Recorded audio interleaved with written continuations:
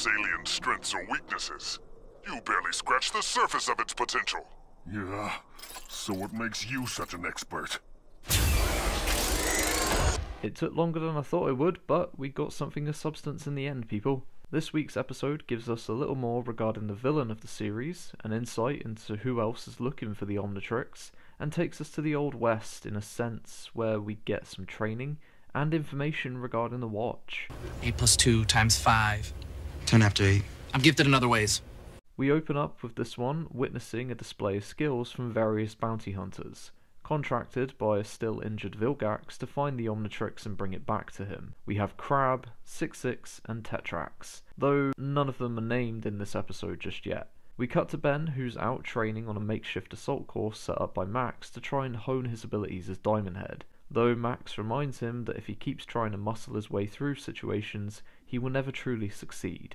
Nick, it's why you fail. Ben's arrogance keeps him going for now, but with the hunters on his tail, he'll need to learn fast that this way of fighting won't serve him any justice in real combat. With the hunters tracking Ben via the use of the watch, they locate him after Ben tries to mess around with Gwen a bit as Ghost Freak, with Crab becoming the first to make his move and manages to weaken Ben in the Ghost Freak form. 66 isn't far behind, but as the two fight, Ben manages to wedge Crab to the ceiling and gets away with Gwen. Once they reunite with Max, they are intercepted by 66 on the road, who manages to take out the Rust Bucket, so they have to escape on foot into an old mine. As they attempt to make a getaway on an old coal cart, Ben turns into Diamond Head once again and takes on 66 one-on-one, where they have some back and forth, but Ben is then beaten by Crab and 66. They then argue, but Tetrax knocks them both out and drags Ben away for a conversation. Ben comes to enough and manages to confront Tetrax, who informs him that the Omnitrix binds itself with the host's DNA, which is why it won't come off. Ben demands to know who he is, and Tetrax reveals himself to be another of Diamond Head's species. Crab and 66 catch up to them and a fight breaks out, where Ben learns the lesson that Max was trying to teach him all this time, where rather than using muscle, he chooses might and transforms into grey matter, who is able to disable both of their armors, earning the respect of Tetrax along the way. Rounding out the episode, Tetrax tells Ben to keep the watch safe for now, and offers him his hoverboard, which is a pretty cool addition to his collectibles. We end with Vilgax declaring that he's going to get the watch whether the user is ready or not.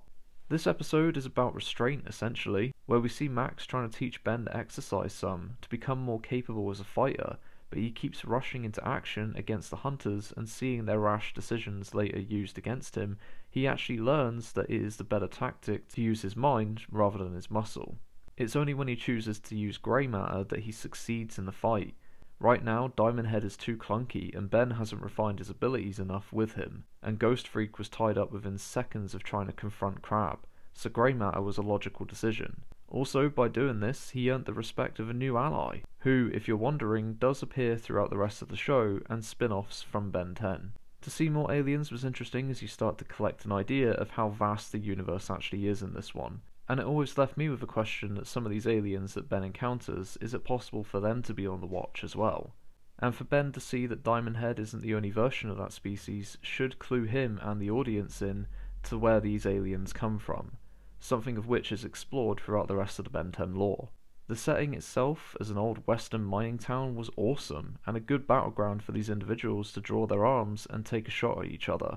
The sound design was also a little more profound in this one, oddly utilising Star Wars sound effects for certain movements and blasters, which was pretty cool. Overall, I thought this was an interesting addition, and really the best time to add something substantial about the Watch's lore and its history, and at least how it operates. I'm going to leave it there though for now. Thank you for stopping by, everyone. If you have any thoughts on this episode, you know where to put them. Leave a like on this as it helps things out a lot. Don't forget to subscribe on your way out for more content, and until next time, take care.